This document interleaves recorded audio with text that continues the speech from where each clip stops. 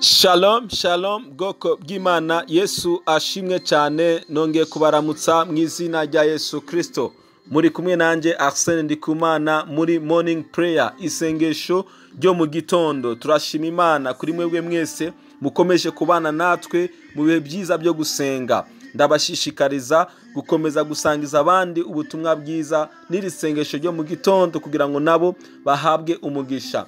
Munyemerere muri iki cyumweru tuzibanda cyane gusengera abantu bafite ikibazo cyo kutabyara, ubugumba. Yesu ashimwe cyane. Birashoboka ko uzi umuntu atarabona urubyaro, atarabyara kuva yagakora ubukwe, kuva yagakora mariage, ariko afise ikibazo cyo kuba atarabona urubyaro. Imana yadusize ku mutima gusenga, dusengera abo bantu.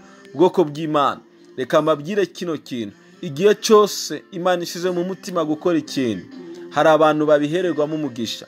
Nawe uriko uranyumva, nuza kwizera iri jambo, haleluya, ndabizi ko hari igitangaza c'Imana kiza gukoreka mu buzima bwawe. Rero niba warabyaye uri umumama, wifatikanye nanjye kugira ngo dusengere abandi batarabyara, batarabona umwana. Hari abantu benshi batwitinda, batwara inda zikavamwo batarabyara, cyangwa se bagahura n'amakomplikasiyo atandukanye. Rero nagiye nsobanukirwa ko ibibazo byinshi biza ku buzima bwacu bituruka kwa Satani, abadayimoni, abarozi, imyuka mibi ibigwanya ubuzima bwanyu.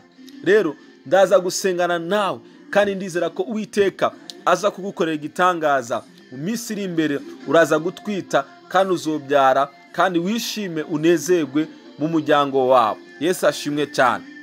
Imana ibagire neza. Ijambo ry'Imana atubwira mu gitabo cy'Abacamanza igice cya 13 ku murongo wa 2. Bibiliya iravuga ngo, kandi hari umuntu w'isora wo mu muryango w'Abadani yitwa Manoa. Umugore wiwe yari ingumba itigeze kubyara. Hano turabonamo histoire y'umugabo n'umugore. Umugabo yitwa Manoa, ariko yari afite umugore ngo w'ingumba atigeze kubyara. Bari abantu batuye mu mudugudu, batuye mu gace runaka. Yesu ashimwe bwoko bw'Imana. Nawe uri kuranyumva, reka nawe wishire muri kategori y'aba bantu. Urashobora kuba utuye ahantu uri kuranyumva, nawe ufise ikibazo cy'ubugumba, utarabyara, umaze umwaka umwe, 2, 3, 10, sinzi igihe runaka umaze, ariko ukeneye urubyaro. Ubugumba bwaraguteye, nuzi aho byaturutse, nuzi uko byageze, ariko nkufitiye amakuru meza. Niwizera iri jambo, hari igitangaza c'Imana kiri bukoreke mu buzima bwawe mu izina rya Yesu Kristo. Umurongo wa 3, Bibiliya avuga ngo, umumarayika w'Uhoraho yiyereka uwo mugore, aramubarira ati, raba uri ingumba, ntiwigeze kubyara, ariko uzosama inda ubyara umwana w'umuhungu. Yesu ashimwe cyane. Uyu mudamu ntituzi igihe yaramaze atarabyara, ntituzi igihe yaramaze ari muri mariage, ari mu rushako, ariko yari afise ikibazo cyo kutabyara. Marayika aramwiyereka, aramubwira ngo, dore uri ingumba, ngo ariko uzosama inda ubyara umwana w'umuhungu. Yesu ashimwe cyane.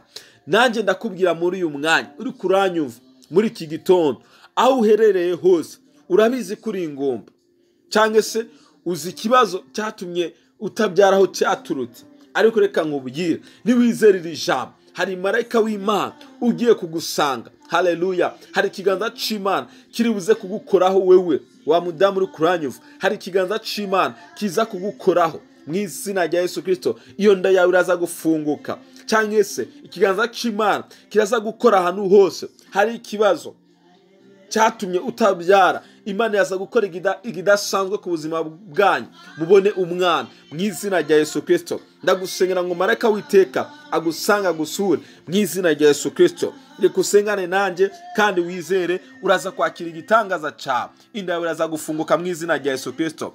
Mwami, ndasengera ubwoko bwawe wadusize ku mutima gusengera abantu batarabyara, kandi tubonye ko hari abantu by'ukuri bagendana uyu mwuka w'ubugumba. Ndasenga mu izina rya Yesu Kristo, ndacagagura imbaraga zose zibuza uyu muntu kubyara mu izina rya Yesu Kristo. Umwuka w'ubugumba ndawusenya, ndawirukana mu izina rya Yesu Kristo, mu izina rya Yesu Kristo. Reka bohoke, yakire igitangaza, yakire urubyaro, yakire gutwita, aheke nk'abandi badamu bose mu izina rya Yesu Kristo. Imbaraga zose zaba zaramuboshe, zaboshe indaye mu izina rya Yesu Kristo, reka zimurekure, zimurekure, zimurekure mu izina rya Yesu Kristo. Umuriro w'Uwiteka ucagagure buri mbago zose Satani yamuteje, buri karande zose zamuteye mu izina rya Yesu Kristo. Abohoke kandi yakire igitangaza mu izina rya Yesu Kristo.